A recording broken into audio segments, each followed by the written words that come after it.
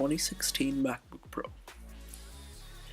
The model I have here is the mid-range model with the touch bar. It has a 2.9 GHz 6th generation dual-core Intel Core i5 with 8 GB of RAM. I like how the computer is very portable and has a good balance of power as well. The MacBook Pro is a great laptop for day-to-day use. Typing documents and checking emails is nice and fast. Apps such as Xcode run great, especially since the 2016 MacBook Pro has a built-in SSD.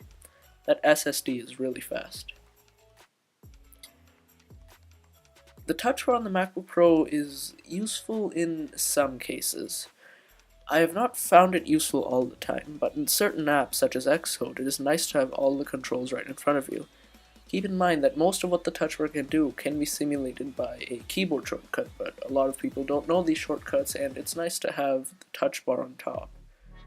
Next to the touch bar is Touch ID, and it is really useful when logging in. Simple tap and you're in.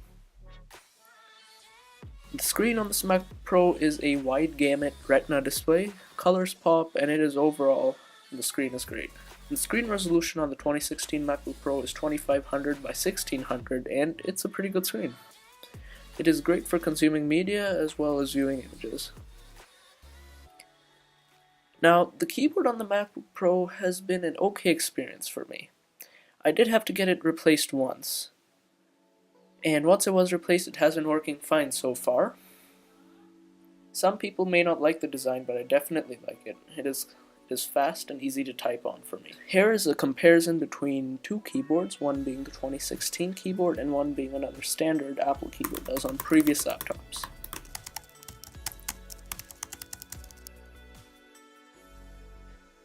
Originally, I had thought that the port situation would have been a problem for me. As time went on, it wasn't really too much of a problem here. I'm sure I might have to use an adapter, but it's not really that bad. I mainly use one adapter, which is just a simple USB-C to USB-A converter. And because the ports on the MacBook Pro are Thunderbolt 3, they allow for much more expandability, like one port can provide power and connect to a display at once. When it comes to battery life on the MacBook Pro, it has been great for me. It lasts more than 10 hours, but that depends on the tasks you're doing. Intensive tasks such as editing video can drain the battery, but if you're a casual user just browsing email, it could easily get you through a couple days depending on how much you use it. The MacBook Pro that I have has a very fast 256GB SSD. Boot up times are fast and loading programs are fast as well. The processor is just as great and does not lag at all. The MacBook Pro also has great speakers. Take a listen.